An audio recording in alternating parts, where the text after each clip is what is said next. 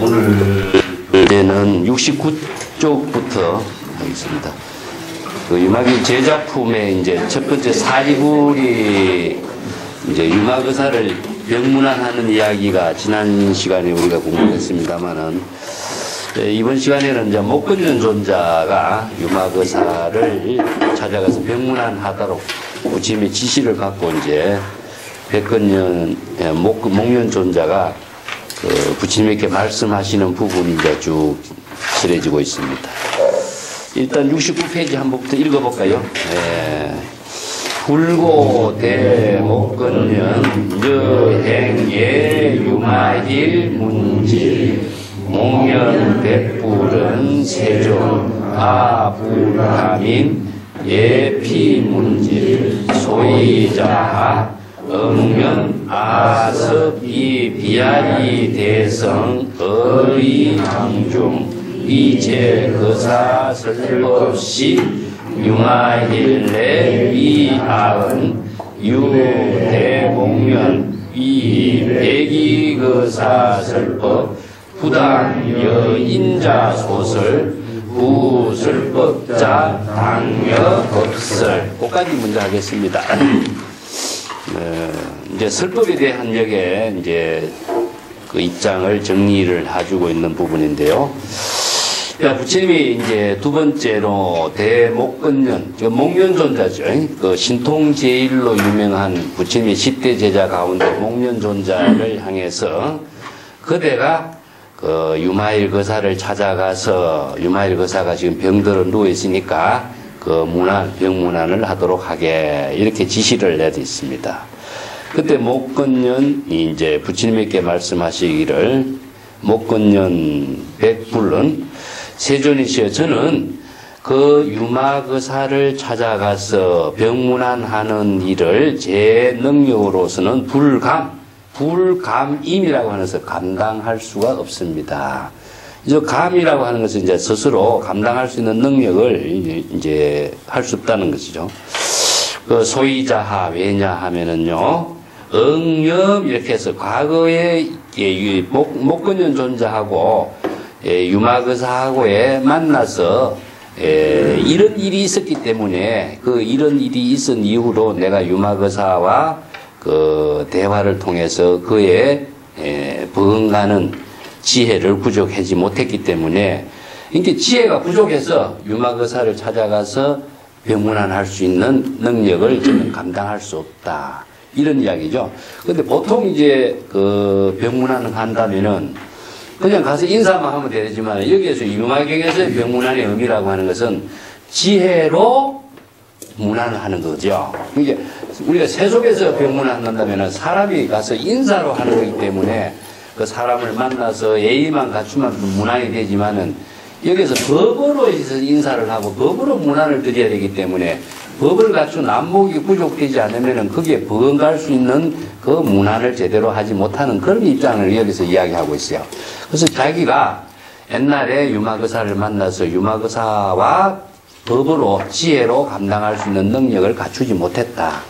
그래서 이제 그런 기억을 지금 되살리면서 병문안하기 어려운 입장을 지금 설명을 하고 있는 겁니다.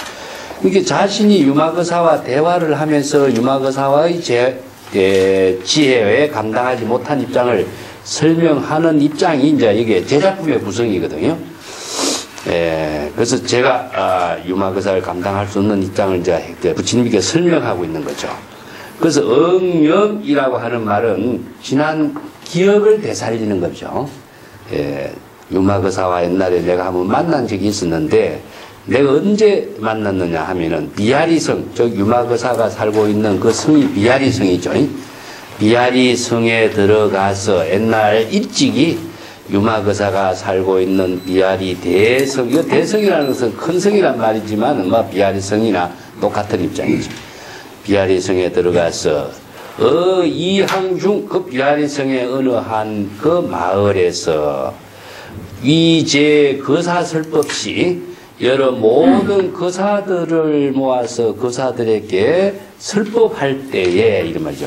여기서 법을 설한다라고 하는 것이 이제 제자들이 부처님의 법문을 설하는 것이고, 여기서 설법이라고 하는 말은 사실은 부처의 지혜로 설법하는 것을 말하고 있습니다. 예, 요 설법에 대해서 이제 오늘 이 주제가 되니까 조금 더 설명을 하겠습니다. 유마일이 그때 나를 찾아와서 나에게 말하기를, 오 목건년 대목건년 존자여, 백이거사들을 위해서 설법할지에는, 이 백이거사라고 하는 것은 제가의 그 거사들을 백이거사라고 그러죠.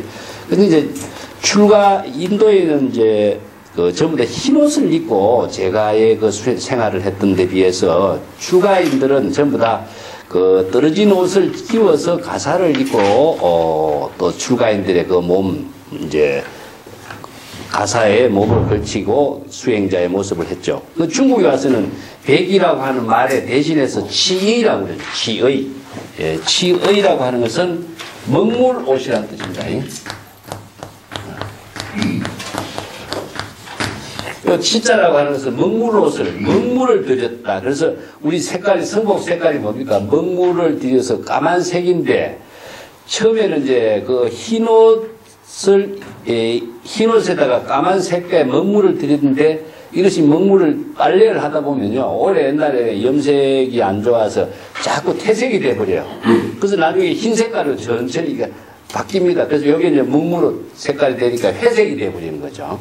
그래서 치의라고 하는데, 백의는 제가거사, 출가의는 치의, 이렇게 해서 나눕니다. 옷을 이제 구분해서 나누었고, 원래는 이제 떨어진 옷을 주워 입어서 가사를 만들었던 수행자의 그 모습이죠. 그러니까 수행자들은 가장 검소하고, 또 일체의 모든 그 적은 욕심으로서 만족할 줄 알고, 네 가지 사사공양이죠. 네 가지 사사공양이라는 것은 무엇이냐면 의식주입니다. 의식주.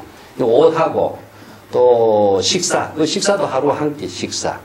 또 머무르는 곳도 가장 그 이제 수행자들 그 생활 공간. 의식주. 그다음에 약. 요 네 가지가 그 출가 수행자들이 받는 공양, 유일한 공양이죠. 네, 사사공양이라고 합니다. 그래서 백이거사들에게 설법할 때에 인자, 그대와 같이 설법을 해서는 안 됩니다. 부당하다 이 말이죠. 그 부당이라는 것은 합당하지 못하다. 여법하게 설법을 하지 못하고 있다. 그대가 지금 설법한 것과 같이 백이거사들을 위해서 설법한다라고 하는 것은 설법에 합당하지 않는 설법을 하고 있는 것이다. 즉 합당하지 않는다는 것은 여법한 설법이 아니다라고 하는 이야기입니다. 그래서 이제 정법을 설하고 있는 것에 대해서 여법한 설법의 의미가 무엇인가 하는 것을 이 단에서 이야기하죠. 여법 설법이라고 하는 부분이죠. 설법하고 여법이라고 하는 것하고 설법의 참된 의미가 우리가 건강경에서는 여러 번 나왔습니다. 이 무법가설이라고 하는 설법이 나오는데, 여법 수행도 여법해야 되고 설법도 여법해야 되는데, 여법이라고 하는 것은 무엇이냐 하면은 우리 진여의 지혜로 설법을 해야 된다. 그래서 진여의 지혜 두 가지가 나누거든요. 진여는 우리들의 본심이고, 청정한 본심이고, 본심의 여법한 지혜의 작용으로서 설법하기 때문에 진여의 지혜로 설법을 해야 여법한 설법인데, 당신처럼 그렇게 설법해서는 안 된다. 그래서 어떻게 설법하는가, 이제 뒤에 이제 설법에 대한 정의가 유마거사 입장에서 나오죠. 그래서 부설법자는 당 여법설이요. 여법하게 설법을 해야 되는데 당신은 여법하게 설법을 하지 못하고 있다. 이런 이야기가 이제 쭉 앞에서 시작된 것을 유마거사가 여법한 설법을 어떻게 해야 될까 쭉 이제 설명하고 있어요. 그래서 법이라고 하는 것을 정확하게 알지 못하면은 여법하게 설법을 할 수가 없는 것이죠. 그래서 이제 부처님 10대 제자들은, 여기 뒤에 이제 부르나자에 보면은 중생심행으로 설법을 하지 마라. 또 유마거사가, 중생심행으로 설법을 하지 마라. 그 이제 처음 출가한 사미들을 위해서 부르나 존자가, 가전년이 설법을 하는데, 당신처럼 그렇게 중생심을 가지고 설법을 한다면은 설법이라고 할 수 없다. 그러면 설법은 진여의 지혜로 설법하는 것이 열애의 설법이 되는 거죠. 여대가 그래서 설법을 한다 이런 말이고 부처가 설법한다 이런 말이 되는데 중생심행으로 중생심의 마음으로서 설법한다라고 하는 것은 자기 중심이 되는 거죠. 자기 중심으로 자기가 이해한 대로 자기가 생각한 대로 설법을 하는 겁니다. 이것은 설법이라고 할 수 없다. 그래서 이제 여기 방편법문에 설법하고 우리가 강의를 한다든가 이것은 자기 생각으로 이야기한다든가 하는 거하고 차이가 이제 여기에서 설법이 아니다 하는 문제가 나오죠. 보통 부다 제자들은요, 설법을 맨 처음에 했다라기보다도 부처님의 법문을 전도라는 말을 쓰죠. 포교를 하는 것인데, 많은 사람들에게 이렇게 부처님의 설법 이런 말씀을 하셨다 이렇게 소개하는 거예요. 그래서 부다가 설법하고 난 뒤에 부처님의 설법 소리를 듣고 제자들이 그 법문을 듣고 유행을 하면서 이러한 법을 쭉 이렇게 포교했다, 전도를 했다 이런 것인데, 전도 선언이라는 것은 그 법문을 많은 사람들에게 알려주는 역할을 했죠. 그래서 부다가 설법을 한 거하고 제자들이 전도를 한 거하고의 차이가 이제 원시불교, 부파불교 시대의 입장이라고 할 수 있어요. 설법은 무엇이냐 하면은 자신이 불법을 깨달아서 자신의 방편 법문으로서 설법을 하는 거죠. 그래서 남의 말을 전달하는 것을 설법이라고 할 수 있느냐.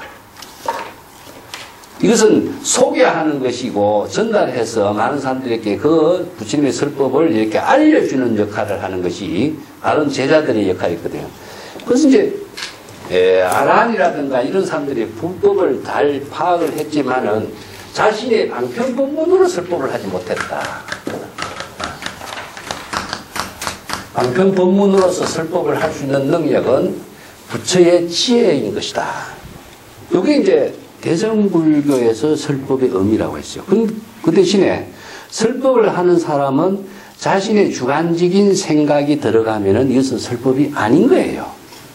이게 여기에 목건년 존자가 또 뒤에 가전년이나 중생심행으로 자기 생각으로 설법을 한 것을 지금 유마거사가 비판하는 거죠.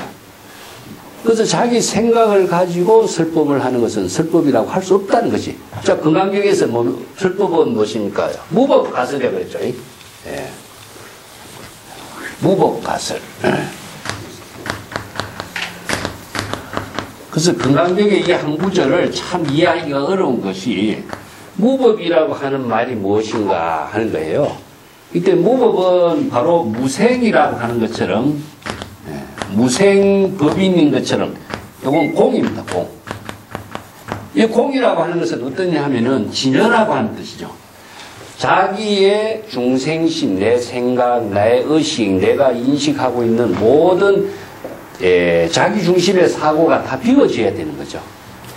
자기 생각이 비워진 경지에서 설법을 해야 되는데 이 설법은 무엇이냐? 방편 법문을 설법을 하는 것인데 이 무엇을 설법을 하느냐 하면은 바로 제법에 진실된 내용을 설법을 해야 되는 거죠.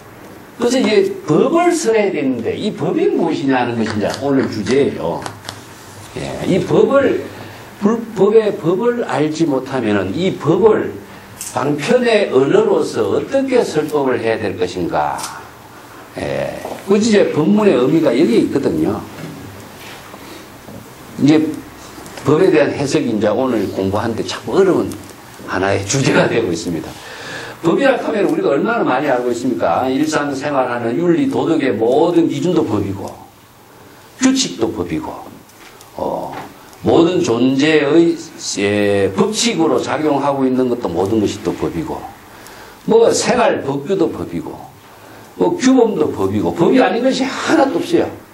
그런데 여기에서 불법에서 이야기하고 있는 법이라고 하는 것은 무엇이냐? 설법의 중심은 법을 알아야 되고 법을 깨달아야 되고 그 법을 바르게 이해할 수 있도록 설법을 해야 되거든요. 그 법에 대한 해석을 한번 조금 이제 쭉 설명이 나옵니다. 설명이 뒤에서부터 나오는데 법을 먼저 조금 내가 설명을 할게요. 불교 공부를 하면서 법에 대한 이해가 정말 여러 가지로 참 어려운 부분의 하나라고 할 수 있습니다. 인지자성이요.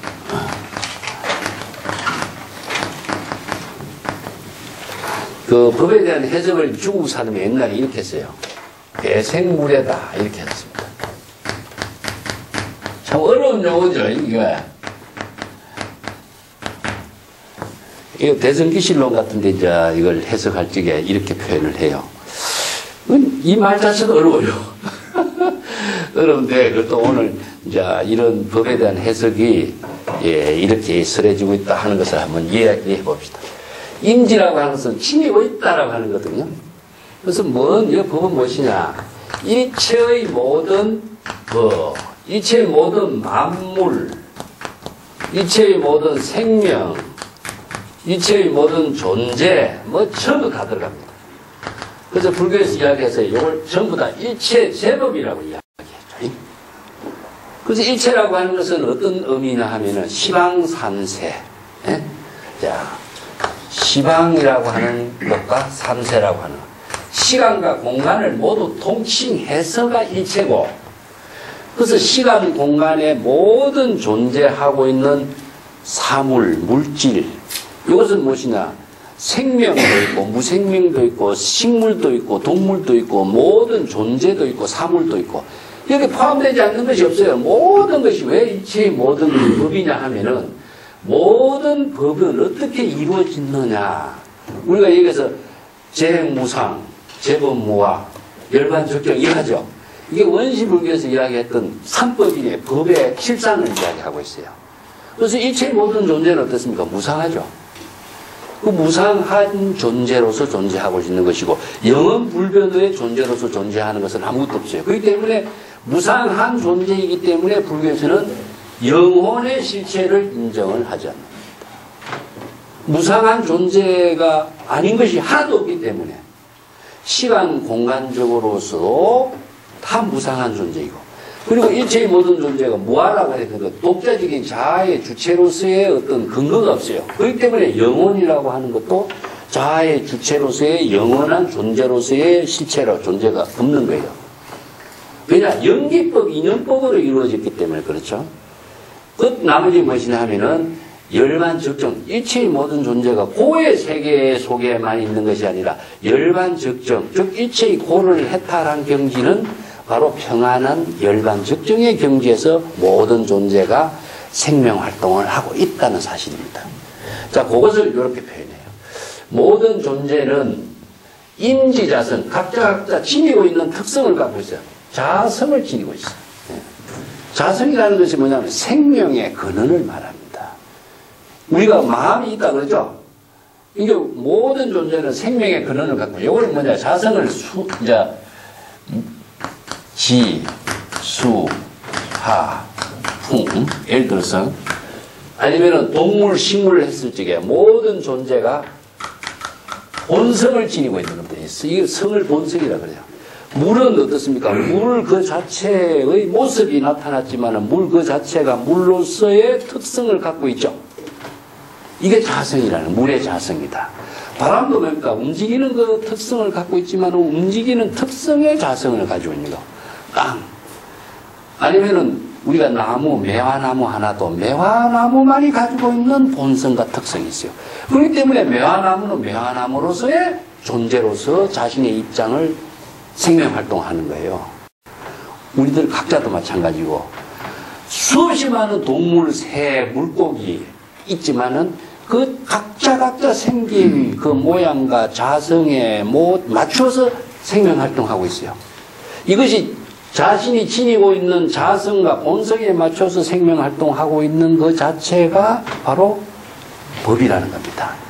이 법이 법칙성에 맞춰 있어요. 물은 물대로의 법칙성을 가지고 있고, 나무는, 식물은, 모든 물질은 각기 자신의 생명활동이 그냥 무질서로 생명활동하는 존재가 아무것도 없어요. 정확한 본성의 작용에 맞추어서, 법칙성에 맞추어서, 불변의 법칙성에 맞는 생명활동을 하고 있습니다. 이게 바로 존재의 법이라는 겁니다. 그래서 이 법을 불교에서는 법을 제시해서 법을 깨닫도록 하고 법을 설법하는 것은 불법의 가르침의 특성이에요. 그래서 붓다가 설법하는 모든 방편 법문은 이 법을 제시해주고 있는 겁니다. 그러니까 왜 법을 설하는 것이 설법인 것이지 자기 주장과 자기가 생각하고 자기가 이해한 것을 가지고 하는 설법이 아니다. 내가 다른 그 고전하고 경전, 다른 종교의 경전하고 차이점이 뭐인가 제가 설명을 했죠. 다른 종교의 성경이라든가 고전 같은 데서는 누가 이런 주장을 했다 하는 것이죠. 그리고 자기의 사상을 정리를 한 것은 자기의 입장을, 자기 생각을 정리한 거거든요. 그러다 보니까 그 글을 읽는 사람들은 그 사람의 생각과 사상에 추종하고 따르도록 하고 이해하더라고 거기에 뜻을 함께 맞추도록 이야기하는 거거든요. 근데 경전은 그렇지 않아요. 경전은 자기가 그 어떤 경전에 따른 것이 아니라 경전 그 자체가 방편 법문이 자기의 본성을 여법하게 깨닫도록 하고 그 본성의 지혜로운 생명이 작용이 되도록 하는 법을 붓다가 계시한 거죠. 자기 주장을 한 것은 없어요. 그래서 붓다가 한평생 설법했지만은 내가 하나도 설법하지 않았다는 이야기가 그거예요. 내 주장한 거 없다. 법을 모든 존재의 생명의 근원의 실상을 내가 제대로 여법하게 객관적으로 제시해서 많은 사람들이 정법을 바르게 알도록 방편 법문을 했다는 이야기. 그래서 여기에 불변의 법칙을 갖고 있습니다. 불변의 법칙이고. 이거 하나의 뭐냐면은 그 모든 존재가 각각 지니고 있는 특성이에요. 특성. 본질. 나는 나대로의 본질과 특성을 갖고 있는 거. 모든 만물이 각자 그렇습니다. 이 때문에 이 자성을 다 구조하고 있다. 그래서 불교에서 뭡니까? 일체 중생이 모두 불성이 있다 그러죠? 불성이 있다라고 하는 것은 중생심으로 살고 있는 우리들이 중생심을 벗어나서 열반 해탈, 열반 적정의 경지에 항상 지혜를 부족하고 있음에도 불구하고 그 지혜를 발휘하지 못하고 있는 거예요. 그래서 이게 자신의 본성으로 되돌아가고 본성을 깨달음으로 해서 부처의 지혜를 이루고 열반 적정의 경지를 되도록 해주는 거죠. 그래서 이 법을 제시하는 것, 법에 의한 생명활동을 이루도록 제시하고 있는 것이 법문입니다. 예. 자, 요게 이제 임지자성이란 말도 써요. 이 말 한마도 참 어렵죠. 이 중국의 그 기실론에 저술을 했던 그 현수법장이라는 분들이 참 그런 천재들이 이런 법을 나름대로 이렇게 정리를 하고 이렇게 해놨어요. 그래서 이 말 자체도 어려워요. 두 번째는 무엇이냐면은 개생물해 이렇게 표현해요. 이 개라고 하는 것은 뭐냐면 법규입니다. 법규. 예. 법규.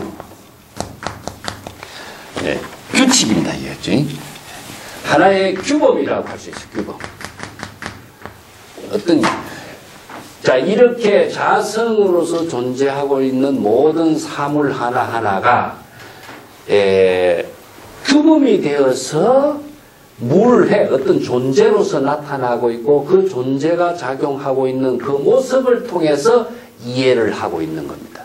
자, 뭐냐 하면은 새 아니면은 우리가 고기라고 합시다. 아니면은 사람. 자, 이런 모든 존재가 새는 새대로의 본성을 지니고 어떤 형태나 모양을 가지고 새가 고기가 사람이 생명활동하고 있는 거죠. 생명활동하고 있는 모습을 통해서 그 생명활동이 어떻게 작용하고 있는가를 우리가 여법하고 여실하게 이해를 하는 겁니다. 어떤 것이 저거는 새다. 저거는 고기다. 이것은 나무다. 하는 것을 이해할 수 있는 것이 뭡니까? 그 독자적인 모양과 형태의 생명활동을 통해서 우리가 이해를 하는 거죠. 이게 참 어려운 용어죠.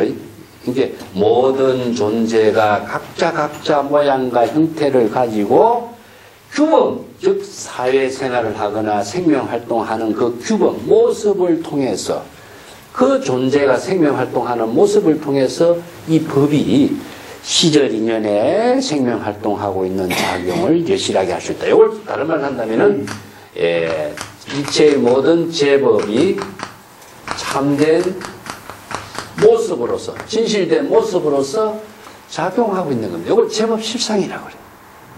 그래서 일체의 모든 법이 본성에 맞는 생명활동을 모습과 형체를 가지고 시절 인연 속에 작용하는 가운데에 모든 법이 어떻게 작용하고 있는가 이것을 바르게 계시하고 있는 겁니다. 나타내고 있는 거죠. 나타내고 있기 때문에 저것은 새고 나무고 사람이고 근데 일체의 모든 존재가 이런 형태로 생명활동하고 있는 것을 통해서 그 존재가 여법하게 생명활동하고 있다. 이런 표현을 해요. 예를 들어서요. 자주 내가 설명하고 있지만 달마가 중국에 온 뜻이 무엇인가 질문하죠. 여하시 조사설에 달마가 중국에 온 뜻이 무엇입니까? 했을 때 조주가 뭐라고 대답했습니까? 뜰 앞에 잣나무라 그러죠. 조사가 중국에 온 질문을 했는데 뜰 앞에 나무를 갖고 어떻게 대답하냐. 이거 완전히 다르죠.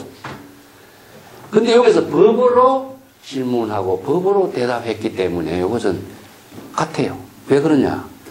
달마는 달마대로의 자신의 본분의 시절 인연의 생명활동을 한 것일 뿐이에요. 그러면 뜰 앞에 잣나무는 뭡니까? 잣나무는 잣나무대로 시절 인연의 생명활동하고 있는 모습이 똑같아요. 그래서 모든 존재가 형태는 다르지만은 생명활동하는 작용 그 자체는 같은 거예요. 그래서 이 법의 설법의 입장은 형태나 모습을 가지고 그것을 객관적으로 보고 이해하고 자기가 생각한 것을 갖고 이야기하는 것은 성문답이라고 하지 않아요. 이 때문에 설법이라고 하는 것은 내용이 무엇이냐. 바로 모든 존재의 생명의 근원과 그 실상의 세계를 여법하고 여실하게 작용하는 것을 알도록 제시하고 있는 것이 설법인 겁니다. 이 때문에 이런 것이 이제 좀 이해하기가 좀 어렵죠. 그래서 법에 대한 설명이 이제 쭉 나오는 거죠. 근데 이런 모든 존재가 존재하는 그 공간을 내가 지난번에 얘기하겠습니다. 태양을 중심으로 해서 흑공, 공기, 지수, 화풍 이게 모든 존재가 존재하는 환경이고 이것을 우리가 불교에서 이야기하면 시방삼세, 법계라는 이야기예요. 모든 존재가 여법하게 생명할 수 있는 세계, 환경 그 자체를 법계라고 하고 그 가운데 모든 존재가 각자 자기의 본성을 지니고 시절 인연에 맞춰서 자신의 모양과 형태를 가지고 생명활동하고 있는 모습은 같아요. 그렇기 때문에 그 자체에 작용하는 주체를 바로 법이라고 이야기합니다. 그래서 이 법을 바르게 깨닫도록 하고 여법하게 지혜로운 생활이 되도록 하고 여법하게 그 법을 깨달아서 여법한 지혜로운 삶이 되도록 설법을 할 줄 알아야 하는 것이 설법이지 자기 주장을 강요하고 제시하고 자기 생각을 말하는 것은 설법이라고 하지 않는다. 자, 이것은 중생심으로 사는 모습을 제시하는 것은 이것은 중생심행이라고 그래요. 이건 설법이라고 하지 않는다. 그것을 지금 유마거사가 목건년에게 지금 지적하고 있는 겁니다. 그래서 출가일이 왜 설법에 중점을 두느냐 하면은 세간에서 이야기할 적에는 설법이라고 하지 않습니다. 세간에서는 세간에 사는 법, 세간에 사는 지혜, 세간에 사는 여러 가지 기술 이것은 대상을 두고 있고 목적을 두고 있고 또 무엇과의 관계를 서로 이익을 나누는 입장에서 이루어지게 주기 때문에 그것은 설법이라고 하지 않아요. 근데 여기에서 출가일이라든가 또 바른 지혜를 이루는 삶을 제시하는 것이 설법이기 때문에 거기에서는 대상을 두서도 안 되고 목적을 둘수도 안 되고 자아의 의식이 들어서도 안 되고 대상 경계에 따른 자기 생각을 이야기해서도 안 된다는 점이죠. 그래서 설법이라는 것은 무법가설이다. 아까 얘기했죠.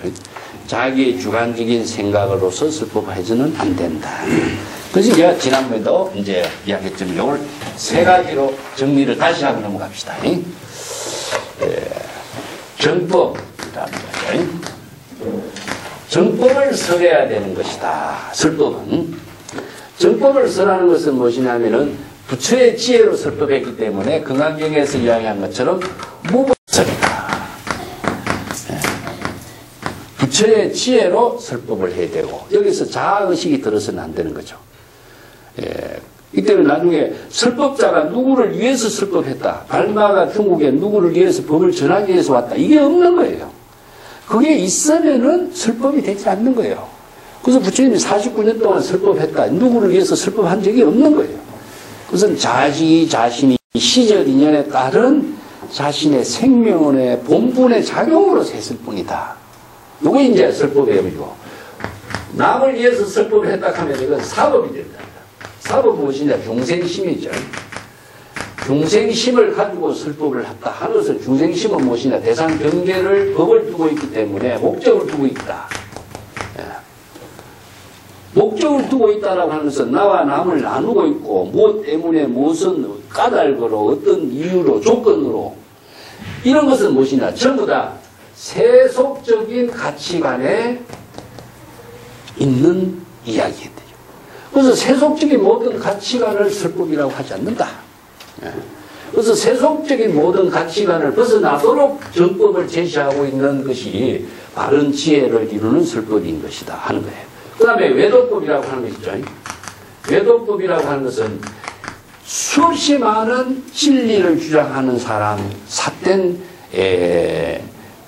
주장을 하는 사람, 이게 많은 사람들을 이렇게 현혹시켜서 그 말을 듣고 잘못 이해하고 거기에 따른다면은 귀중한 삶의 시간을 헛되이 낭비하게 되고 삿된 길에서 모든 업을 짓는 삶이 되어버리죠. 그래서 외도법이라든가 사법의 모든 삶을 정법으로서 바르게 깨닫도록 제시하고 있는 것이 설법이다. 그래서 정법을 설하려면은 자기 생각이라든가 목적의식이라든가 이런 사고를 가지고 있어서는 설법이 되지 않는다는 겁니다. 그 생각을 갖고서는 어떻게 설법이 되느냐. 그래서 설법의 의미를 우리가 세 가지 기준을 두가지고 설법의 의미를 어디에 둘 것인가, 그러면 설법을 어떻게 해야 될 것인가 하는 것을 정확하게 이해를 하는 것이 이제 요 백근년 존자의 이야기인데, 뒤에 부분 이제 넘어가겠습니다. 뒤에는 법이 무엇인가를 알고 여법하게 설법을 하도록 지금 유마거사가 쭉 이야기하고 있어요. 이 이야기가 쭉 연결되거든요. 이 부분이 사실 굉장히 어려운 부분이거든요. 법에 대해서 자세하게 이제 설명하고 있기 때문에 제가 이거 하나하나 천천히 해나가겠습니다. 70쪽에 한번 읽어볼까요? 원문을. 법무중생 이중생구고 법무유아 이하주고 법무수명 이생사고 법무유인 전후재단고. 그까지를 한번 보겠습니다. 여기에서 뭐 아상, 인상, 중생상, 수자상 우리가 나왔죠? 금강경에서 요 부분이 지금 금강경에서 하는 것은 아상, 인상, 중생상, 수자상이 없어야 된다 하는 부분이에요. 요걸 가지고 지금 설법을 하고 있습니다. 첫 번째는 법무중생. 법에는 중생이 없다. 중생상이 없다. 이 중생이라고 하는 모든 사고가 거기 없다. 왜냐하면 법이라고 하는 것은 뭐였습니까? 진여법이다. 자, 요게 다시 정리할게요. 저 불교에서 이야기하고 있는 법은, 불교는 그래서 법의 종교라고 하는 것은, 이 법은 바로 불법이 부처가 되는 법이고 부처의 지혜를 이루는 법이고 부처의 지혜가 작용하는 법입니다. 여기서는 중생심이 개입된 여지가 없죠. 불법이라는 것은 우리가 일체의 모든 존재가 진여 본성의 진여 본성으로 여법하게 생명활동하는 것이다. 아마 조금 더 설명을 해봅시다.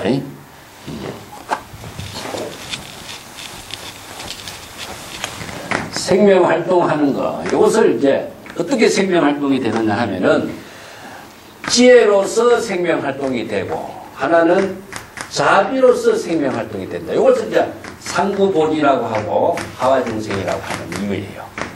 지혜라고 하는 것은요, 항상 자기 자신을 깨달음으로 작용하는 힘이 있어. 물이 흘러가면서 뭐였습니까? 항상 작용을 하기 때문에 청정하게 되죠.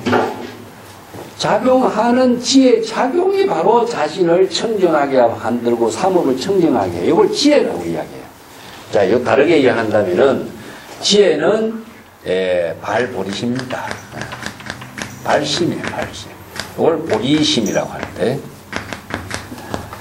발심을 하는 것은 자기 시전의 인연에 따라서 자신이 끊임없이 자각하게 하고 자신의 잘못을 판단할 수 있는 지혜가 나오기 때문에 그래요. 자, 이거 물이 더러우면은 물이 흘러가면서 작용하는 힘에 의해서, 지혜가 작용하는 힘이 생명활동이죠. 생명활동에 의해서 끊임없이 맑게 만들어가는 작용을 해요. 자, 여기 발심, 발보리심 이렇게 표현하고 있고, 요거는 자비라고 하는 것, 지혜는 무엇이냐 하면은 이것은 자연업으로 이루어져요. 목적을 두지 않습니다. 자연업으로 이루어진다. 그래서 부처의 지혜는 자연업으로 이루어진다.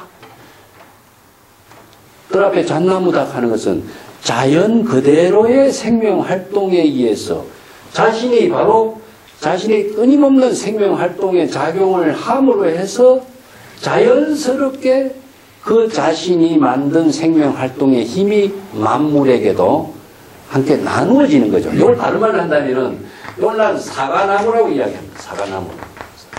뭐, 이게 뜰 앞에 잣나무라고 할 거 없어요. 사과나무라고 이야기합시다. 사과나무는 시적 인연에 맞춰서 자기의 생명활동을 하는 거예요. 자기가 죽지 않으려고 끊임없이 생명활동하는 그 노력을 상구보리라고 해요. 이게 발보리심이라고 할 수 있어요. 인간이나 동물이나 생물이나 심지어는 생명이 있는 모든 존재는 생명활동하는 그 자체가 바로 보리심입니다. 죽지 않으려고 노력하는 그 자체가 끊임없이 환경에 맞춰서 그 모든 지수, 화풍, 태양, 공기 이것을 잘 자기가 자신의 생명으로 이렇게 받아들여 만들어가는 작용이 바로 발보리심이에요. 이게 상구보리예요. 한마디로 이야기해서. 자기의 생명활동을 끊임없이 노력하는 것 자체가 바로 자각으로 우리도 마찬가지입니다. 그래서 이걸 우리가 불교 공부하고 참선 수행하는 사람은 자신의 마음 작용을 끊임없이 망념을 자각하고 반성하고 자각하면서 자신을 바르게 청정하게 만들어가는 거거든요. 한번 자각했다고 뭐 끝나는 그런 깨달음은 없어요. 끊임없이 자기를 변화시켜 나가고 시절인연에 맞춰서 자각해 나가는 그 힘을 우리가 발보리심이라고 해요. 그러면은 나는 사과나무가 자신의 끊임없이 생명활동을 만들어갔을 적에 사과가 뭡니까? 열리죠. 이 사과는 누구를 위해서 여는 거겠어요? 사과나무가 내가 사과를 열었으니까 많은 사람들에게 사과를 제공해 주겠다는 그런 생각, 의식을 갖고 사과나무가 이제 사과를 여는 거 아니잖아요. 사과나무는 자신의 생명활동을 했을 뿐이고, 사과는 자연스럽게 많은 사람들에게 자양분을 제공하는 역할을 할 뿐이에요. 여기에 목적이 어디 있어요? 그래서 뜰 앞에 잣나무는 목적이 없고, 달마가 중국에 온 것도 목적이 없어요. 달마는 시절인연에 자기 할 일을 했을 뿐이라. 뜰 앞에 잣나무는 시절인연에 자신의 생명활동을 할 뿐이고, 사과나무도 역시 그랬어요. 이것이 바로 자신이 지니고 있는 본성과 특성을 시절 인연에 맞춰서 역업하고 여실하게 생명활동하는 모습을, 이게 바로 제법이라고 합니다. 그래서 일체의 모든 법이 그렇지 않게 존재하는 법은 하나도 없어요. 그래서 이 법을 불교에서는 진여 본성의 생명활동이다. 난 그렇게 이야기합니다. 이 생명활동의 어떤 조건이나 목적이나 대상이 어디에 있습니까? 바로 그 자체가 위대한 자신의 생명 그 자체의 작용일 뿐이거든. 그 작용하는 모습을 상구보리 하와중생이라고 해요. 그렇게 이루어진 그 법은 자연업으로 이루어져요. 누구를 위해서 누구 때문에 누구를 한다. 이것을 자연업이라는 것은 불가사의라고 말씀합니다. 불가사의.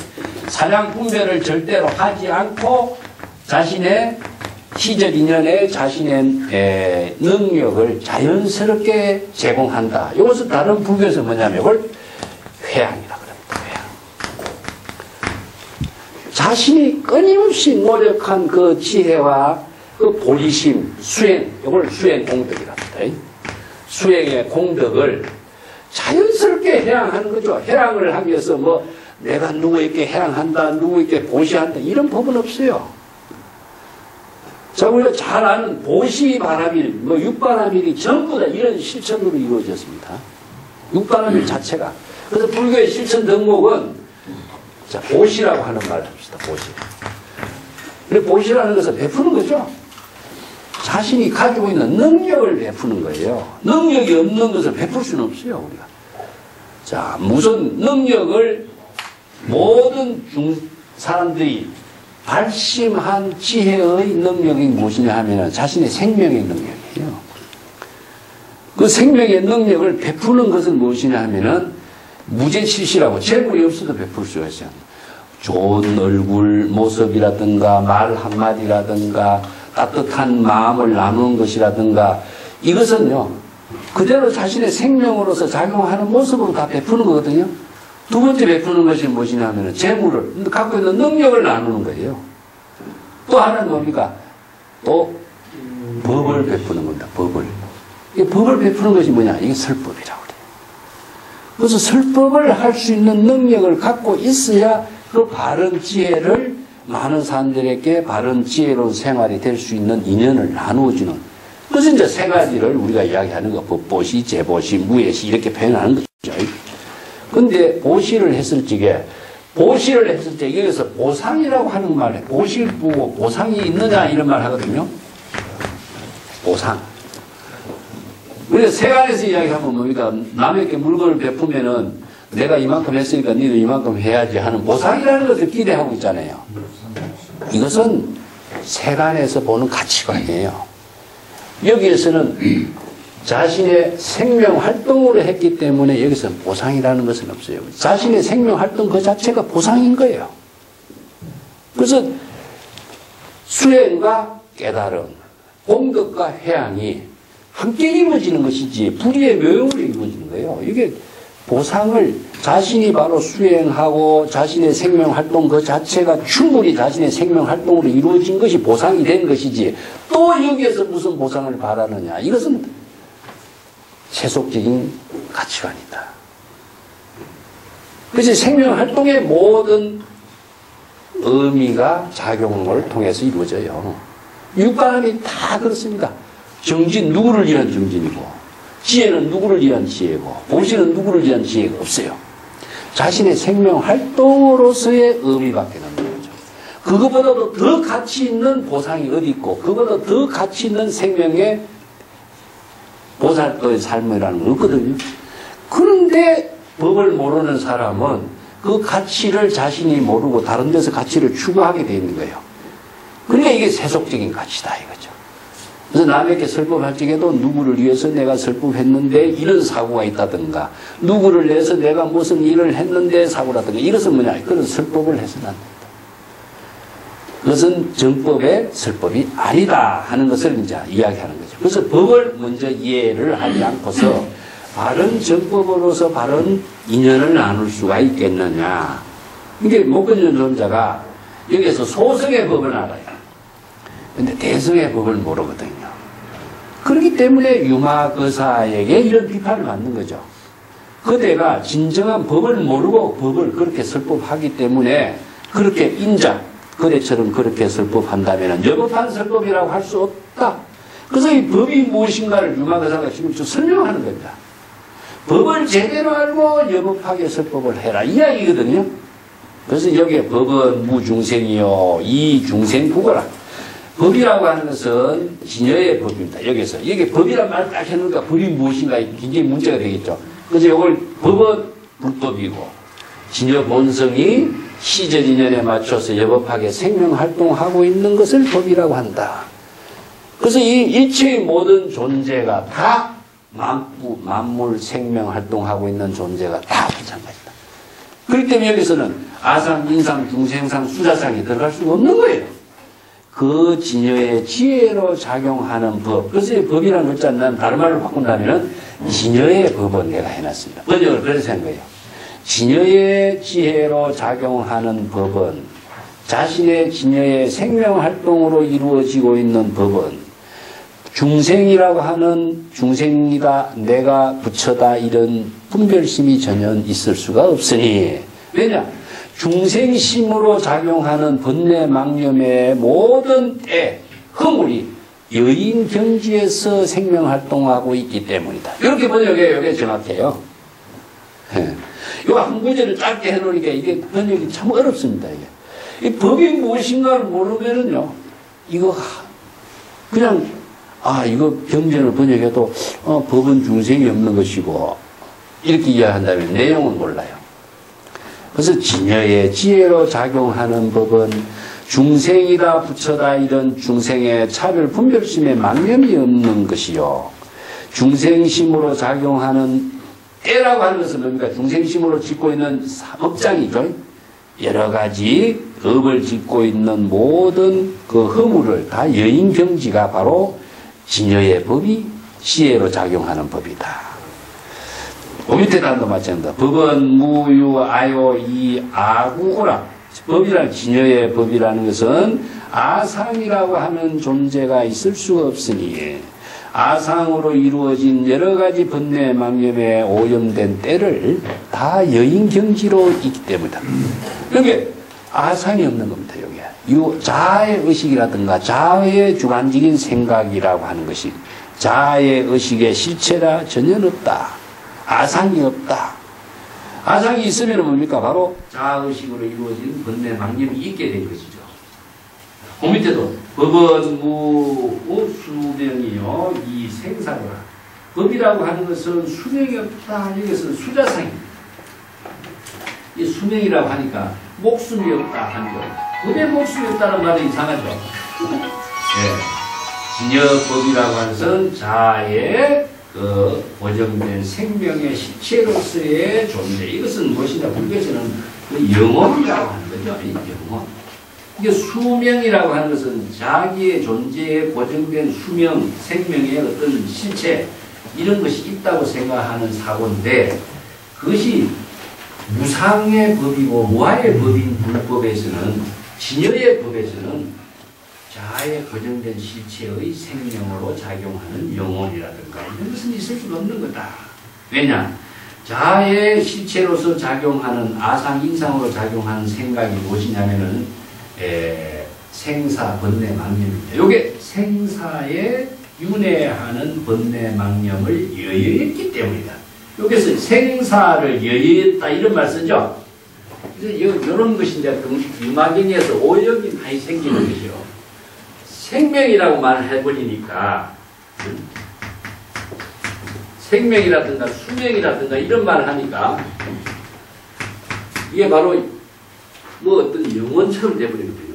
그러면 또 여기서 상대적으로 보니까 생사란 말을 하니까 육체로 이해. 자, 영혼하고 육체. 영혼이 없기 때문에 육체적인 생사가 없다. 이렇게 이해해버리죠. 이것은 생사윤회. 항상 경전에 나오는 생사는 생사윤회하는 중생심입니다. 그래서 중생심 속에 생사윤회하는 업을 말하는 것이 육체가 아니에요.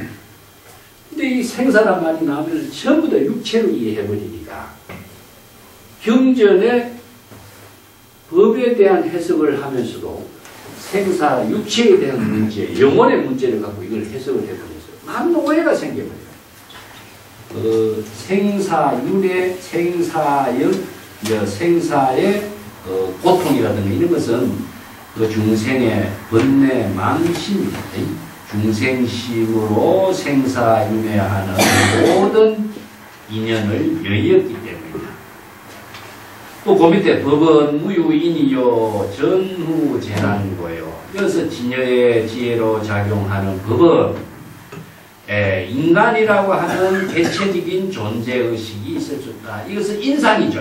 금강경에서 말하는 인상입니다. 아상, 인상, 중생상, 수자상인데 인상은 뭡니까? 나는 인간으로서 존재하고 있는 입장이다. 이게 뭐냐면은 육도 윤회하는 가운데 나는 지옥악이 축생, 인간, 천상, 아수라, 육도, 윤회 하는 가운데 나는 인간으로서의 존재하는 존재라고 생각하는 의식을 갖는 거예요. 이게 바로 인상이라. 인간으로서의 존재적인 가치를 지니고 있는 사고, 그 자아의식 속에서 나와요, 이게. 그런 인상, 자아의식이 없다. 이것은 무엇이냐면 전후재단고요. 전후라고 하는 것은요, 앞뒤라든가 예, 전제 후제라는 것은 앞이라든가 뒤라든가 과거라든가 미래라든가 이런 의식을 말합니다. 이 제라고 하는 것은 하나의 그 어떤 시간적인 관계를 이야기하고 있는데, 전제는 과거, 후제는 미래. 이게 뭡니까? 시간적으로 바로 앞, 뒤. 다른 공간적으로 뭡니까? 바로 이곳이라든가 저곳이라든가, 아니면은 선과 악이라든가 나와 남이라든가 이런 모든 차별상을 여의기 때문이다. 이게 이런 표현이 간단한 표현이지만 여기에서는 전후가 나오면요, 나와 남, 선과 악, 이것과 저것 여러 가지 상대적인 차별의 시간적인 공간적인 모든 개념의 사고를 다 여의고 있습니다. 그것이 왜 생기냐면은 자기가 인간적인 가치관으로 중생심으로 판단하기 때문에 그래요. 그래서 세속적인 모든 판단에서 이런 차별적인 모든 사고가 다 여인 경지는 바로 기녀의 지혜로 작용하는 세계가 있습니다. 그래서 중생심으로 작용할 적에는 아상이 있고 인상이 있고 중생상, 수자상이 있었는데, 법의로 작용할 적에는 뭡니까? 아상, 인상, 중생상이었는데, 이 법은 어떤 법이냐? 바로 자신의 진여의 지혜로 작용하는 법이다. 그래서 불법은 바로 진여법입니다. 그래서 불법의 모든 법문은 진여의 지혜로 작용하는 법을 바르게 깨닫도록 제시하고 있는 것이 바로 설법이다. 그래서 이런 진여법을 설법해야 되는데, 중생심으로 작용하는 것을 가지고 설법이라고 할 수 있겠느냐. 그게 이제 설법의 여기 중심이지. 내가 그 70페이지 맨 밑에다 해놨습니다. 여법설이란 무엇인가 하는데, 설법을 여법하게 해야 한다는 주장이 이제 여기에 융마의사의 주장이죠. 여기 뒤에도 나옵니다만은, 가전연에게 중생심의 생멸심행으로 실상법을 설하지 말아요. 그래서 생멸심행은 자기 중심의 생각이죠. 중생심행으로 실상법이라는 것은 바로 제법 실상입니다. 일체의 모든 법이 여법하게 생명활동하고 있는 그 실상법을 왜 이렇게 되냐면, 뒤에 나오지만은 자기 생각으로 이 실상법을 실어놓으면 그 법문을 듣는 사람은 그 사람의 생각을 받아들여요. 실상법을 여급하게 받아들이지 못하고 그 사람의 생각을 받아들이기 때문에 자신이 그 생각으로 이해해버리기 때문에 바로 실상법을 깨닫지 못해요. 그래서 설법이 되지 않는 겁니다.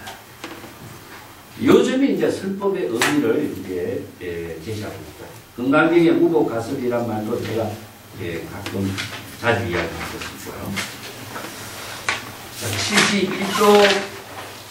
71조부터 쭉 몇 도 법에 대한 설명이 계속 구체적으로 나오는데, 71조부터 73조까지 원문을 같이 읽어보겠습니다. 법, 상, 정멸, 멸, 재상, 법, 이, 어상, 무, 소열고, 법무, 명자, 언어, 단고, 법무, 윤설, 이낙관고, 법무, 형상, 여공, 법무, 이론, 필령, 공고, 법무, 아소, 이아소무, 법무, 무별, 이재식고, 법무, 유비, 무상되고, 법무, 속인, 부재령고, 법동, 법성, 이재롭고, 법수어여, 무소고, 법주, 실제, 대변, 부동고, 법무, 동료, 불이육지고, 법무, 거래, 상불주고.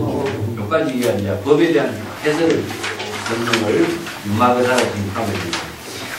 사실 이제 법에 대한 그 내용을 이해하는데 이렇게 자세하게 제시하고 있다는 것은 융화경에만 나오는 말이에요. 다른 문제라고.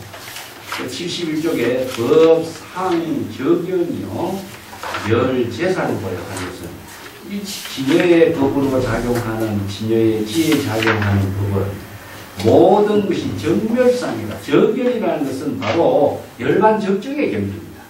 그래서 이제 일체 중생이 모두 본래 열반적정의 경지에 있다. 일체의 모든 중생이 부처와 똑같은 지혜를 부족하고 있다. 이 환경에도 나오죠. 일체의 모든 중생이 모두 불성을 부족하고 있다. 그래서 불성에 부족되고 있는 것이 무엇입니까? 바로 열반 사득이죠. 부처의 성품이 바로 열반의 경지입니다. 부처의 성품 속에서 뭐가 있으냐? 지혜가. 그래서 지혜의 내용을 열반이라고 해요. 열반이 따로 있는 것이 아니거든요. 그래서 부처의 지혜가 작용하고 있는 것이 열반적정인데 그 열반적정은 중생심의 모든 번뇌 망념이 다 소멸된 상태를 말해요. 그게 열반적정인데 열반적정의 경지는 뭡니까? 바로 나가적이 적정. 그걸 이제 다르게 표현한다면은 항상 여여하게 지혜로 작용하고 있고 항상 본래 그 상태로 이것은 바로 여가 열의 겁니다. 항상 열반적정의 경지 본래의 상태로 작용하고 있는 것입니다. 이건 바로 중생심의 모든 생멸이 모두가 여기서 비워졌다. 중생심의 망념이 다 비워졌기 때문에 진여의 지혜로 작용하는 열반의 경지고 바로 진여의 지혜로 작용하는 생명활동을 바로 지혜라고 해요. 그 지혜 작용을 네 가지의 덕으로 나눈 것이거든요. 그래서 항상 무엇입니까? 바로 중생심으로 작용하는 고가 소멸된다. 중생심은 생사윤회하는 고통이 있잖아요. 그렇기 때문에 생사윤회하고 번뇌 망념으로 작용하는 모든 고가 소멸된 경지가 낙입니다. 항상 진여의 지혜로 여법하고 여실하게 항상 생명활동하고 있는 것이 산이에요. 근데 중생은 어떻습니까? 무상이죠. 중생은 모든 것이 뭡니까? 생사윤회하는 망념이 일어나다 없어지기 때문에 무상하게 생명활동하는데 부처의 지혜는 뭡니까? 항상 본래 그대로 여여하게 생명활동하고 있어요. 그래서 여례라고 하고 또 여법이라고 하고 이런 표현을 써요. 그 다음에 중생은 생사윤회의 고통을 받고 있는데 여기서는 번뇌 망념이 없는 것이기 때문에 열반 안락 적정의 세계에서 그래서 중생은 무엇이냐? 자아의식에 빠져 있는데 여기서는 항상 진화라고 하는 것은 불성이 지혜로 여법하게 작용하는 주체요. 이걸 이제 작용의 주체를 바로 알아. 그 다음에 지혜가 항상 청정하게 작용하기 때문에 청정한 덕이 만물에게도 자비로 또 생명으로서 나누어지는 힘이 있는 것이 바로 이제 태양입니다. 그래서 이것이 이제 열반 적정의 경지가 이루어진 것이 바로 진여의 법이고, 그래서 진여의 법이라는 것은 중생심으로 작용하는 모든 그 아상, 인상, 인상, 수자상, 위에서 나왔죠. 요 네 가지 상을 다 여인경지다. 이게 재상을 여인경지란 말이죠. 자, 법은 모든 아상, 인상, 중생상을 여의었기 때문에 무소연고요 의식의 대상, 만연하는 대상 경계가 없다. 이 연이라고 하는 것은 이제 대상 경계를 말하고 있습니다. 만연하고 있는 대상 경계가 없는 것이다. 이연이라고 하는 것은요, 대상 경계를 말하는데 여기서 반연하는 대상 경계는 의식입니다. 의식. 중생심으로 의식의 대상 경계가 없다. 왜 그러냐면은 아상, 인상, 중생상이라는 것은 바로 중생심으로 작용하기는데 중생심의 대상 경계가 없기 때문이다. 또 법은 무명자요 언어당고요. 자, 여기서 진여의 법이라는 것은 진여의 지혜가 작용하는 그 경지는 뭐라고 이름을 붙일 수가 없는 것이다. 방편의 모든 의료가 끊어졌기 때문이다. 이 말은요, 그러니까 여러분들 너무나 잘 아는 말이 뭡니까? 바로 깨달음의 세계는, 지혜가 작용하는 깨달음의 세계는 어느 문자로 설명할 수가 없다가 뭐죠? 분리문자. 자, 요 구절을 다르게 이해한다면은, 이제 기실론에서 이것을 진여의 본성이 지혜로 작용하는 것은 세 가지가 있죠. 이 은설상,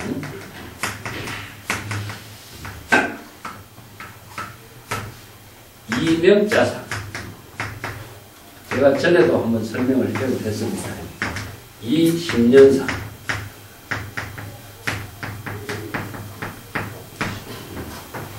이 참선 수행하려면요, 이 세 가지를 진여의 지혜를 이루는 기준을 이렇게 딱 정리를 해놨어요. 그래서 이것을 가지고 사유를 하고 이것을 가지고 공부를 해야 돼요. 그래서 언설상을 여인다라고 하는 것은 뭡니까? 일체의 모든 언어입니다. 언어 문자의 모든 것은 진여 본성이 지혜로 작용하고 있는 모습을 방편이라고 하는 방편의 언어 문자를 가지고 객관적으로 이렇게 제시해놨기 때문에 방편의 언어 문자가 진실이 아닌 거예요. 근데 방편의 언어 문자를 진실로 착각할 수가 있어요. 그리고 방편의 언어 문자는 진실을 깨닫게 하게 하는 언어예요. 그래서 이제 두 가지 구조가 있는데, 하나는 이연진여예요. 진여는 두 가지 형태를 갖고 있어요. 여기서 이연진여예요. 어느 문자를 여인진여, 두 번째는 어언진여, 어느 문자에 어거한 진여, 이렇게 표현해요. 이것은 뭐냐? 어느 문자를 여인 경지는 바로 은설상을 여의기 때문에 이것은 분리문자. 분리문자를 다른 말로 한다면 뭐죠? 바로 어느 문자를 여의고 또 교회 별전이고 분리문자고 막 이런 것을 이제 깨달음의 세계, 진여의 지혜가 작용하는 세계는 어느 문자를 여인 경지다. 이거 분리문자죠. 이거는 진실 그 자체는 어느 문자가 다 여의진 경지로서 작용하고 있습니다. 우리가 생명활동하는 것 자체를, 그게 생명활동하는 모습을 어느 문자로 어떻게 설명하겠습니까? 다르게 한다면 냉난자지라고 하는데, 물을 우리가 맛이 쓰고 물 맛을 이렇게 느끼는 것이죠. 이걸 자각이라고 해요. 자각하는 물 맛을 느끼는 것을 우리가 정확하게 물 맛이 어떻다고 표현할 수가 있느냐?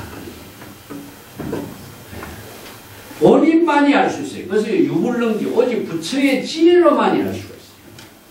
자각으로서 정지소지, 이걸 이제 우리가 정지소지 비유경이라고 말 쓰죠.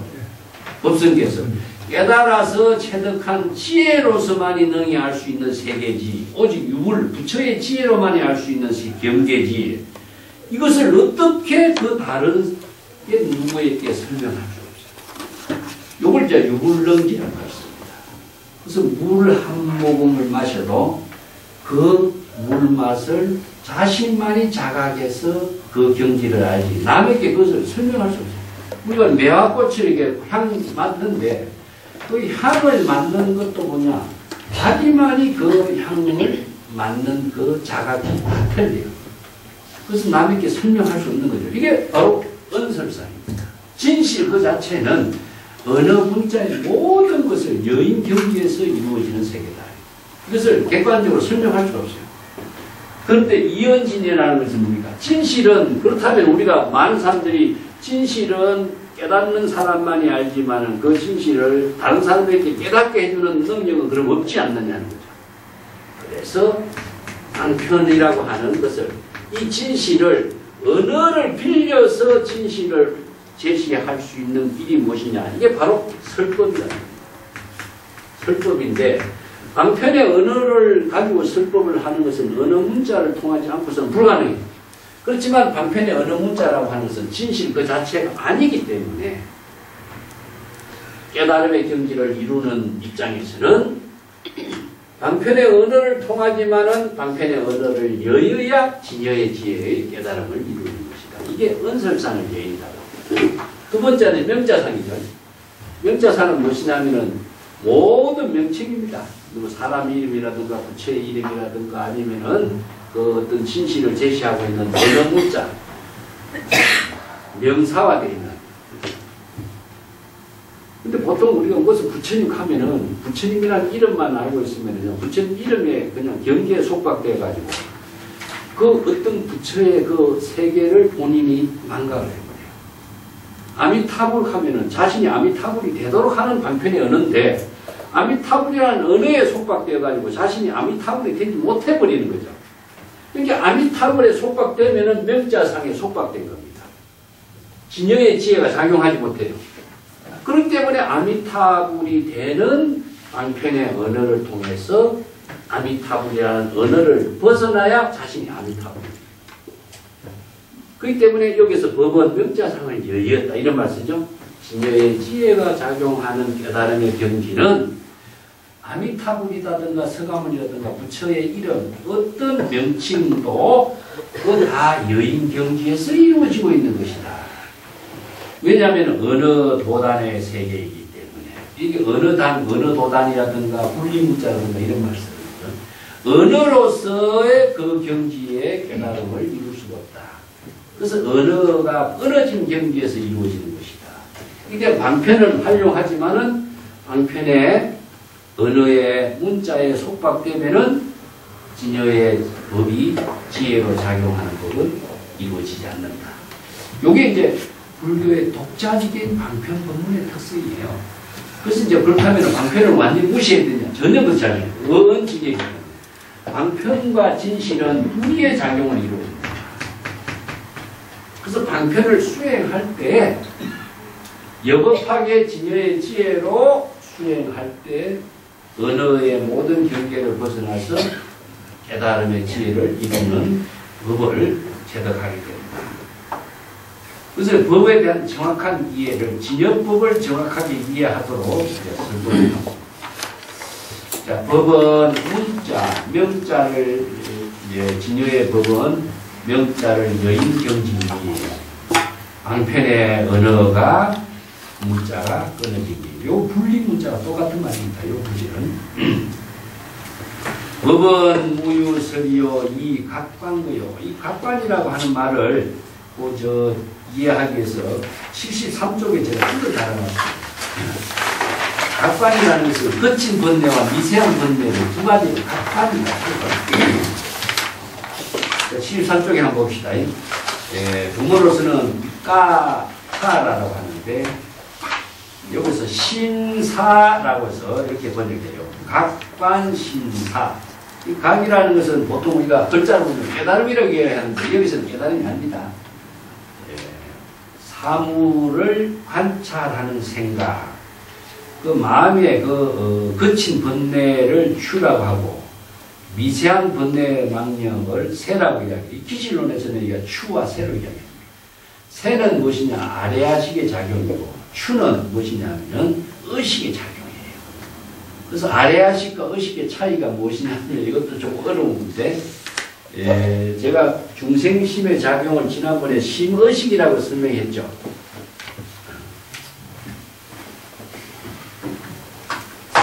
우리 중생은 세 가지, 중생심의 작용을 세 가지로 이야기합니다. 전문적으로 이야기합니다. 심의식으로 작용한다 이렇게 하는데, 이 심은 무엇이냐면 아래아식입니다. 아래아식.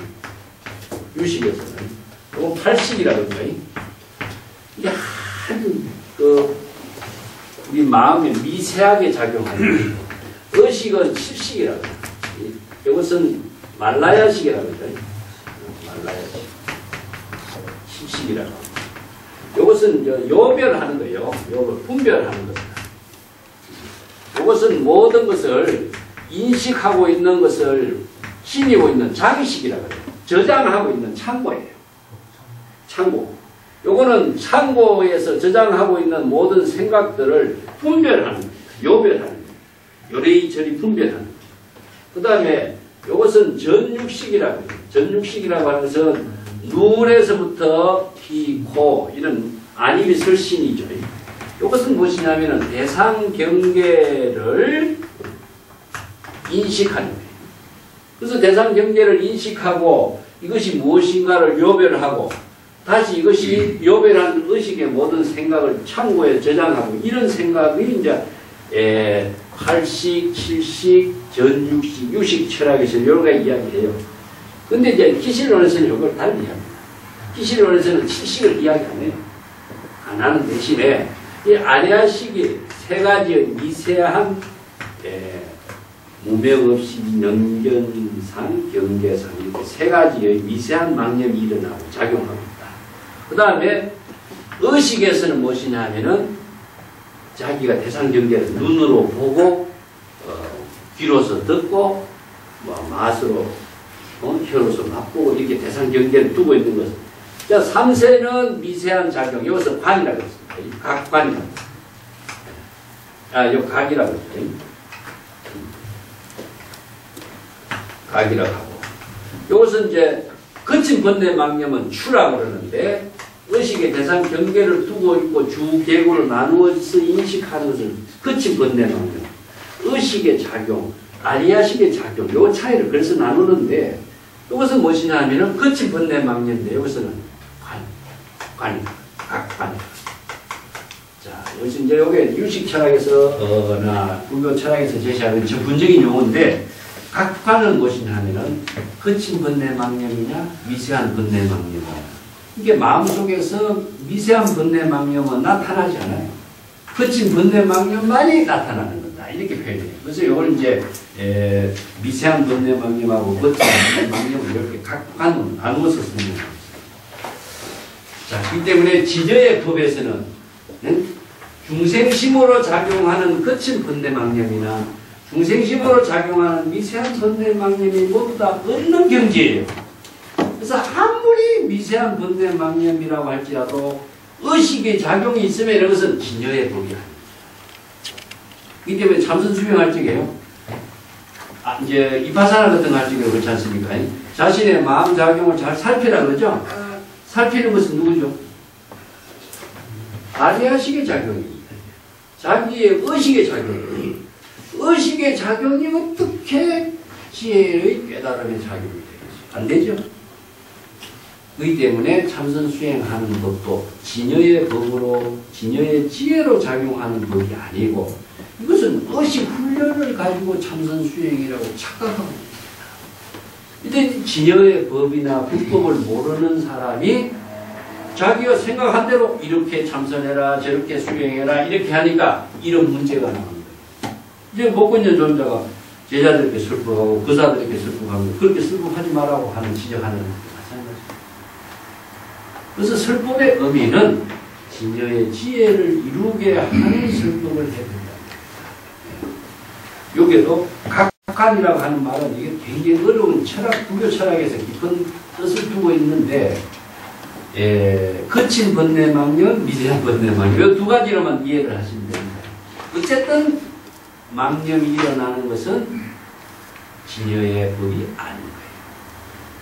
71종 맨 밑에 법무 형상이여 허공고요.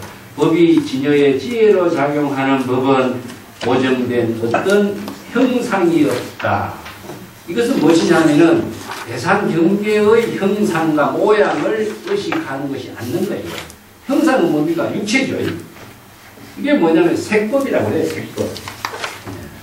색이라고 하는 것은 색적 시공, 공적 시색이라는 말을 갖고 여기에다 이해를 하시면 됩니다. 안야신경에서 이야기하는 것, 색이 적 공이요.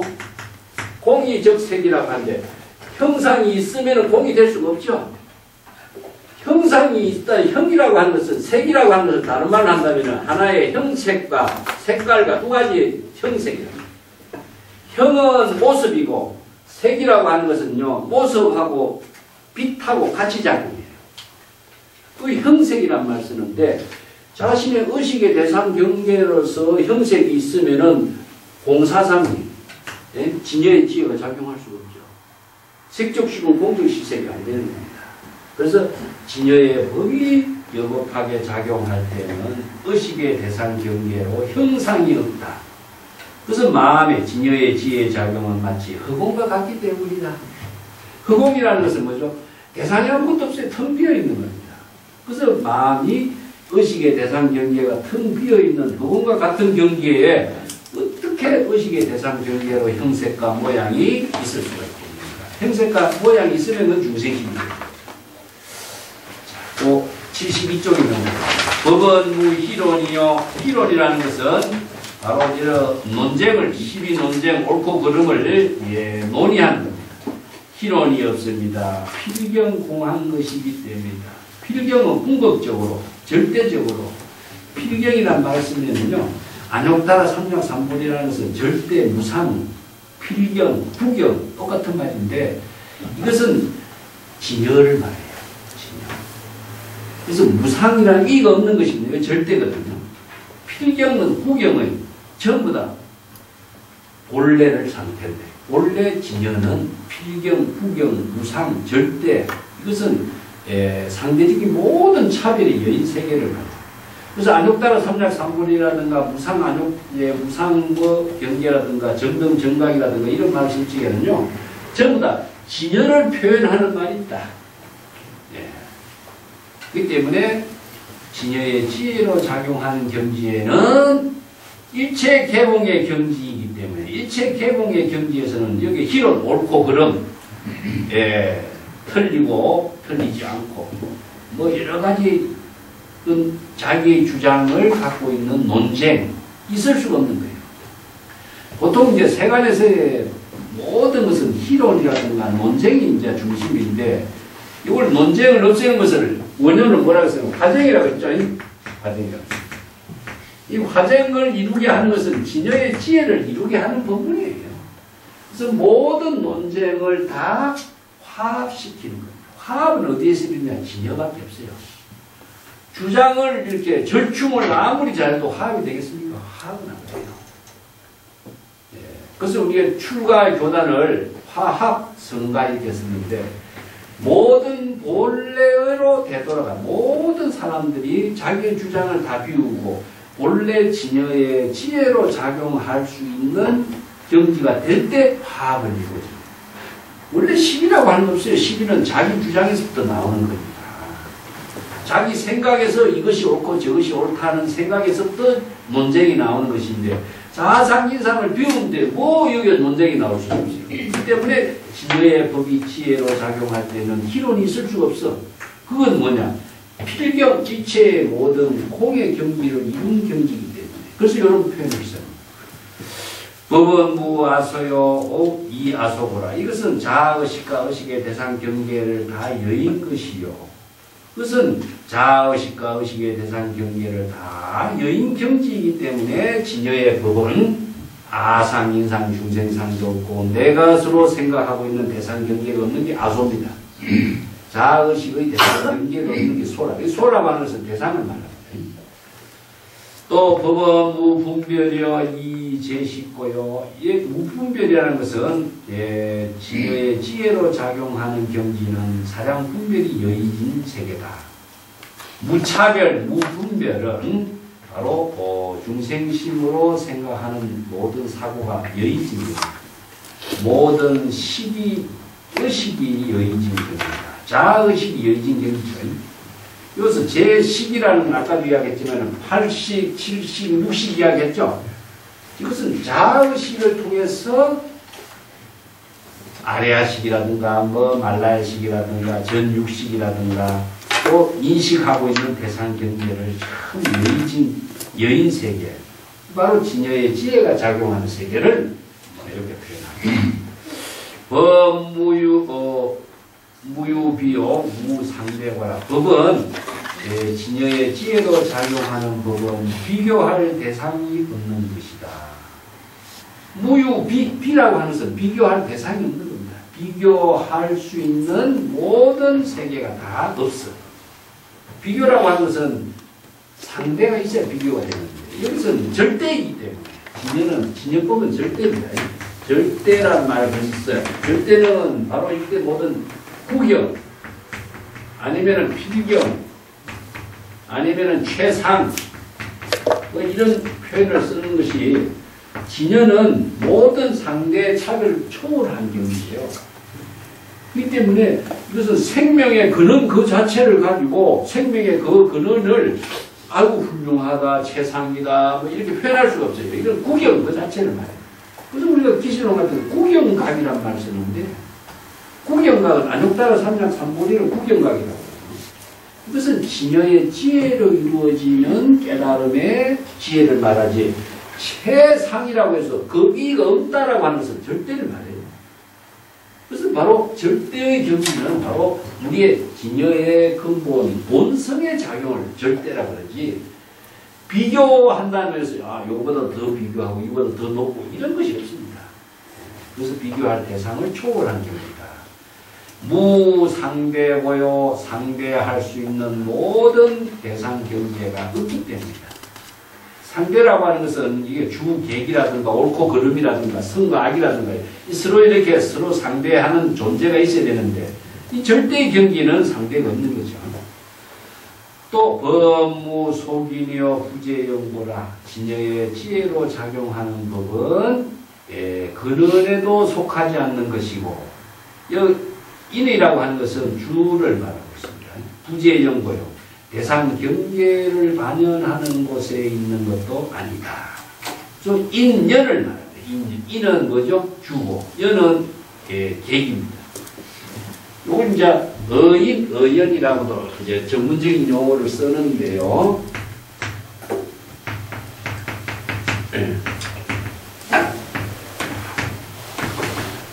이것은 주, 이건 객을 표현해요. 보통 이제 다른 말로 한다면 인연인데 모든 것이 인연 관계 속에서 이루어지지 않는 것이 없어요. 그렇지만은 진여의 지혜가 작용하는 데는 이 모든 인연이 다 초월해요. 요게 이제 다르게 이해한다면은 보살을 수행을 할 적에 수행의 발심을 인이라고 한다. 수행에 발심하는 깨달음을 이루도록 하는 모든 것을 법문을 연이라고 해요. 근데 발심과 수행할 수 있는 법문 모든 것이 이루어져 가지고 깨달음을 정급했을 적에는 인연이라고 하는 것이 여기에서는 소멸돼 버려요. 그렇기 때문에 인연법으로 이루어지지만은 인연법을 초월하게 하는 작용이 바로 진여의 지혜로 이루어진 경우입니다. 법은 법성이요 이체가 없고요. 법은 모든 법성과 한결같이 같아. 법성이라는 것은 법성, 원륜, 무 이상이라고 그랬죠. 법성이라는 것은 모든 법의 본성이다. 아까 물론 수성, 바람은 풍성, 화는 화성. 이 모든 존재의 근원적인 본성을 법성이라고 해요. 법의 성. 아까 특성을 지니고 있다. 그 특성이기 때문에 그 특성에 맞는 생명활동을 하고 있고 형색과 모양을 갖추어서 작용하고 있는 것을 법이라고 하는 건데 모든 법이 각자의 똑같아요. 법성. 그래서 법성, 원륜, 무 이상. 법성계에서 이래서 이 개성은 없습니다. 이 법성계가 이게 법의 모든 세계를 개성으로 엎은 거예요. 다시 한번 봅시다. 법성이 원융하여 무이상이요. 두 가지 모습이 없다 하는 것은 불이라는 뜻입니다. 불이는 무엇이죠? 진여밖에 없어요. 아까 얘기했지만 진여법을 진여의 법성이에요. 그래서 진여 법성이나 본성이나 똑같은 거예요. 이 법은 아까 얘기했지만 수성, 화성, 풍성 모든 존재가 각기 법으로 이루어져 있는 본성은 두 가지 모습을 없어요. 그렇기 때문에 불교에서는 이것을 진여법이라고 합니다. 진여법. 제법 부동 본래죠. 일체의 모든 법은 부동의 경지. 항상 열반 적정의 경지에서 있는 것이다. 열반 적정의 경지라고 하는 것은 진여 본성은 절대의 경지에서 지금 시저지전에 생명활동하고 있기 때문에 아상인상 중생상이 없고 어느 문자에 속박되지 않고 나와 남을 구별하지 않고 항상 본분에서 시저지전에 자신의 본분에 생명활동하는 거예요. 이것을 열애라고 그러죠. 아까 그 뜰 앞에 장나무 마찬가지고 사과나무도 마찬가지고 누구를 의식하고 생명활동하지 않으면 항상 자신의 본래의 상태에서 일체의 대상 경계에 마음의 작용을 움직이지 않고 본래의 항상 열반 적정의 경지에서 생명활동을 하고 있습니다. 이게 바로 제법 부동 본래죠. 일체의 모든 대상 경계에 동요하지 않고 열반 적정의 경지에서 상락 가정의 생명활동을 하고 있는 것이 바로 진여의 법입니다. 이게 이제 법성계에서 얻고 있는 유명한 구절이죠. 뭐 무상무주 저일체 정지소지 비행은 다 같습니다. 다음에 우리가 법성계 공부를 한번 해야 되는 거예요. 정말 이 법성계 명문이에요. 이만큼 법의 세계를 이렇게 개성으로 잘 읊어냈다 하는 의상의 이 법성계는요. 이 화엄철학에서도 이게 가장 진수를 제시했어요. 화엄철학이 뭐겠어요? 이거 바로 진여의 법을 화엄이라는 것은 진여의 법이 여급하게 생명활동하는 모습이 바로 꽃과 같이 아름답게 생명활동하는 그 모습을 꽃으로 장음된 법계를 이루는 생명활동.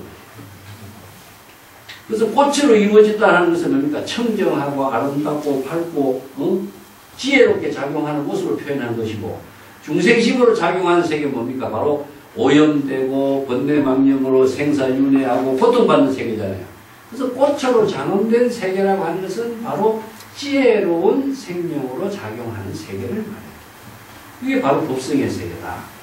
그래서 법은 모든 법성과 한계를 갖기 때문이요. 일체의 모든 제법의 경지를 깨달아 체득한 불의의 경지다. 입이라는 것은 불의의 경지. 일체의 모든 제법과 불의의 경지를 이룬 깨달음의 세계이다. 이걸 다른 말로 한다면 정지, 소지, 비영이라고 깨달아 체득한 지혜, 이게 정지입니다. 정지, 소지로서 알 수 있는 세계다. 비영은 다른 경계가 아니다. 이런 말인데 정지라고 하는 것은 다른 말로 해도 오직 부처의 지혜로서만이 알 수 있는 세계다. 유불능지는 정지, 소지는 오직 깨달아 체득한 지혜를 부처라고 하죠. 부처는 깨달음의 지혜를 작용하는 게 부처입니다. 깨달음의 지혜로 작용해서 능히 알 수 있는 세계일 뿐이지. 이게 정지, 소지나 유불능지나 똑같은 말입니다. 이 진여의 지혜가 작용하고 있는 세계는 중생심으로서는 알 수가 없어요. 그래서 이걸 불가사의, 불가사량이랍니다. 중생심으로 사량 분별해서 이거 알 수 있는 세계가 아니라 오직 깨달음의 지혜로만 작용해서 알 수 있는 세계다. 그렇기 때문에 어느 문자로 중생심으로 대상 경계를 이해할 수 있는 세계가 아니다. 그래서 법성이 모두 한계를 갖고 제법이 모두 깨달아 체득한 우리의 경지에서 이루어진 경지다. 법수 어여요 무소수라. 진여의 법이 지혜로 작용하는 법은 여여하게 수순한다. 여라고 하는 말은 진여의 지혜로 여급하고 여여하게 수순한다. 이게서 수라고 하는 것은 불수자선 수연생입니다. 이게 시절이 진여가 시절인연과 함께 지혜로 작용해요. 진여가 홀로 작용하는 것이 아니라 진여 자성은 자성을 호수하지 않아요. 자성을 호수한다면은 아상이 되거든요. 아상인상 중생상이었기 때문에 진여의 자성은 자성을 호수하지 않고 자성 수연성 시절인연에 따른다. 시절인연에 따라서 부처의 지혜를 이룬다. 이게 성이라고 하는 것은 성불입니다. 성불은 부처의 지혜를 이룬다. 자성이 자성을 호수하지 않기 때문에 시절인연에 따름으로 해서 시절인연에 따라서 방편의 법문을 쓰라고 시절인연에 따라서 생명활동을 하기 때문에 부처의 지혜를 이루는 그래서 자성이 부처의 지혜를 이루는 것은 시절 인연에 따르기 때문에 것이지. 자성이라고 하는 것을 고수한다면은 자성의 속에 서서 중생이 되버립니다. 그래서 불수자성 수연성이라는 이 한 구절이요. 수연행이라는 얼마나 중요한가. 이게 우리가 시절 인연에 맞춰서 생명활동하는 겁니다. 우리의 삶이라고 하는 것 자체가 아상인상을 갖고 있으면 시절 인연에 맞춰서 살 수가 없어요. 자기 생각이기 때문에 시절 인연에 맞는 삶이 안 되는 거죠. 아상인상이 없어야 시절 인연에 따라서 물이 흘러가면서 자연스럽게 이렇게 생명활동하는 그 세계를, 법의 세계를 제시합니다. 그 중국인들, 내가 그 불원의 그 어부가 같은 데서 나온 말도 있는데, 우리는 사람이 자기가 청정한 세계를 살려다 보니까 중국인들이 어디 합니까? 은거를 하죠. 은거를 하는데, 아이, 더러운 소리 들었다. 귀를 씻어버리고, 더러운 사람들이요. 그 소가 그 더러운 사람 이식금 물을 먹일 수가 없다 해가지고, 물을 청정한, 자기의 소를 청정한 물을 먹이려고 올라가는 이런 이야기가 있어요. 이게 그런 이야기들이 참 한쪽으로 보면은 청정함을 유지하고 일체 세간에 오염되지 않는 삶을 추구하고 하는 가치가 있잖아요. 근데 그 어부가 하는 말은 뭐냐? 청정할 때는 갓을 씻고 물이 더러우면 발을 씻고 그래 살지. 그 청정한 것을 그렇게 가지고 더러운 것을 그렇게 가지고 어떻게 세상을 사느냐? 이게 뭐냐? 다림의 세계라. 참 그게 얼마나 스케일이 커요.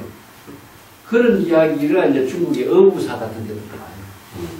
이게 이제 여기서는 세간에 사는 지혜를 그 사람은 제시했지만 여기서 진여의 법이라는 것은 그 세간에 사는 법이 아니라 모든 근원의 생명의 작용을 지금 보고를 합니다.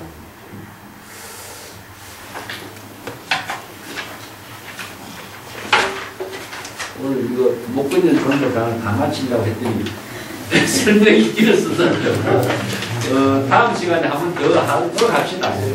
오늘 여기까지 하고 오늘 이야기가 좀 어렵죠? 오늘 여기까지 합시다.